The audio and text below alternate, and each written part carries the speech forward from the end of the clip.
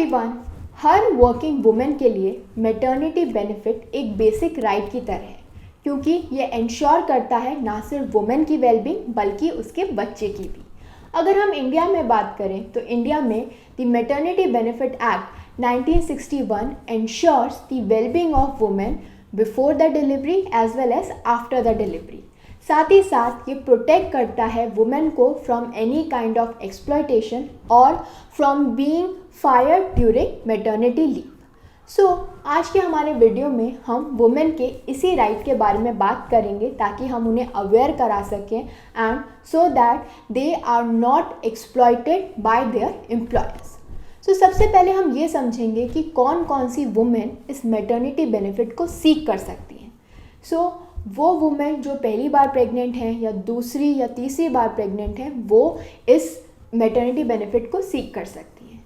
लेकिन ऐसी वुमेन जो किसी बच्चे को अडॉप्ट कर रही हैं जो कि 3 महीने से कम का है या फिर जो सरोगेसी के थ्रू बच्चा प्लान कर रही हैं वो भी मैटरनिटी बेनिफिट सीक कर सकती हैं। और कुछ और भी सिनारियोज़ हैं जैसे अबॉर्शन, मिसकैरेज या फिर ट्यूबेक्टोमी का ऑपरेशन। इन केसेस में भी मैटरनिटी लीव मिलती है। लेकिन ये जो मैटरनिटी लीव है वो हर सिनारियो में डिफरेंट है, यानी मैटरनिटी लीव का जो पीरियड है वो हर सिनारियो में डिफरेंट है। जैसे अगर आप पहली बार प्रेग्नेंट हैं तो उस केस में आपको पूरे 26 वीक्स की मैटरनिटी लीव जो है वो मिलेगी। लेकिन उसके अंदर भी आप मैक्सिमम 8 वीक्स की maternity leave before the delivery ले सकती हैं और बाकी जो है आप पोस्ट डिलीवरी ले सकते हैं। लेकिन अगर आपके ऑलरेडी 2 या 2 से ज़्यादा बच्चे हैं और फिर आप मैटरनिटी लीव ले रही हैं तो उस केस में आपको मैक्सिमम 12 वीक्स की मैटरनिटी लीव जो है वो मिलेगी। एंड इन केसेस जहाँ आप अडॉप्ट कर रही हैं या फिर आप एक कमिशनिंग मदर हैं, सरोगेसी के थ्रू बच्चा कर रही हैं, तो उस केस में भी आपको मैक्सिमम जो मैटरनिटी लीव है वो 12 वीक्स की मिलेगी। वो इसीलिए क्योंकि ये जो एक्ट बनाया गया है ये ना सिर्फ वुमेन को ध्यान में रखते हुए बनाया गया है बल्कि बच्चे के वेलबींग के लिए भी बनाया गया है। ना जब हम मैटरनिटी बेनिफिट की बात करते हैं सो जो उसके अंदर मैटरनिटी बेनिफिट है वो एम्प्लॉयर कैसे प्रोवाइड कराता है। एक एस्पेक्ट तो हो गया मैटरनिटी लीव देकर और उसे फायर ना करके, और दूसरा एस्पेक्ट है उसे उस मैटरनिटी लीव के दौरान वेजेस देकर, जो उसकी वेजेस है वो देके। सो employers have to pay the maternity benefit in the form of an average daily veg. अब ये जो एवरेज डेली वेज है उसे हम कैलकुलेट कैसे करेंगे। So it is calculated based on the average wages for the 3 months before the date on which pregnancy leave starts. यानी जिस दिन से वुमेन मैटरनिटी लीव पे जाएगी उस दिन से 3 महीने पहले कितनी उसकी एवरेज डेली वेज थी उस हिसाब से उसे मैटरनिटी बेनिफिट जो है वो मिलेगा। Now how to claim these maternity benefits. तो इसे क्लेम करने के लिए वुमेन को ये एफर्ट लेना पड़ेगा।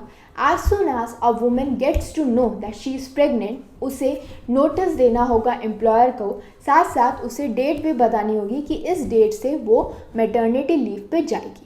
और जब वो मैटरनिटी लीव पे जाएगी उससे पहले ही एम्प्लॉयर को उसे ये मैटरनिटी बेनिफिट देना होगा, यानी the employer has to pay the maternity benefits before her delivery.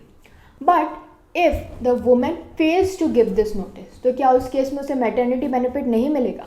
नहीं। अगर ऐसा है, उसने नोटिस नहीं दिया है, उस केस में ये maternity benefit before the delivery की जगह आफ्टर द डिलीवरी मिलेगा। यानी जैसे ही वुमेन बच्चे को डिलीवर कर देगी उसके विदिन 48 आवर्स में उसे ये प्रूफ देना होगा कि उसने बच्चे को डिलीवर कर दिया है, और जैसे ही ये प्रूफ एम्प्लॉयर को मिलेगा उसे वुमेन को उसका मैटरनिटी बेनिफिट देना होगा। Now what if even after all these laws and all these things, these rights, you are fired from your job? फिर क्या होगा? First of all, employers cannot dismiss a woman due to maternity leave। अगर वो maternity leave पे है, जो employer है वो उसे डिसमिस नहीं कर सकता, उस वुमेन को डिस्कस नहीं कर सकता। लेकिन फिर भी कुछ इम्पॉर्टेंट पॉइंट्स हैं जो हर वुमेन को, हर वर्किंग वुमेन को जो है वो ध्यान में रखने चाहिए। So what are these points? Now during your maternity leave the employer can not change the working condition of the women to her disadvantage. यानी जिस भी कंडीशंस में आप वर्क कर रहे थे during your pregnancy, during your maternity leave, आपकी वो पोजीशन, आपकी वो कंडीशन एम्प्लॉयर चेंज नहीं कर सकता। चेंज अगर आपको बेनिफिट दे रहा है then it can be change, अगर उससे वुमेन को एडवांटेज मिल रही है देन इट्स ओके, बट अगर वो आपके डिसएडवांटेज पे चेंज हो रहा है तो ये चेंज नहीं किया जा सकता। साथ ही साथ अगर आपको फायर कर दिया जाता है during your maternity leave, in that case you are entitled to get the full maternity benefit plus medical bonus. तो अगर आपको फायर किया भी गया है तो उस केस में आपको पूरा मैटरनिटी बेनिफिट मिलेगा, साथ साथ मेडिकल बोनस भी मिलेगा।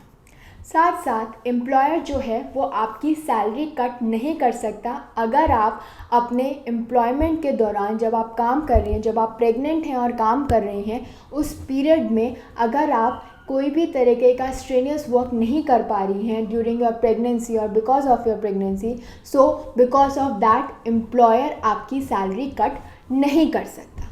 साथ साथ अगर after your delivery when you join your office और आपको नर्सिंग ब्रेक लेने पड़ते हैं टू फीड योर चाइल्ड, उस सिनेरियो में भी आपका जो एम्प्लॉयर है वो because you are taking nursing breaks, इस वजह से आपकी जो सैलरी है उससे डिडक्ट नहीं कर सकता। Now can you actually be fire from your job? हाँ, कुछ सिनारियोज ऐसे होते हैं जहाँ पे आपको even though you are on maternity leave, even though you are pregnant, आपको फायर किया जा सकता है, but that is not because you are pregnant.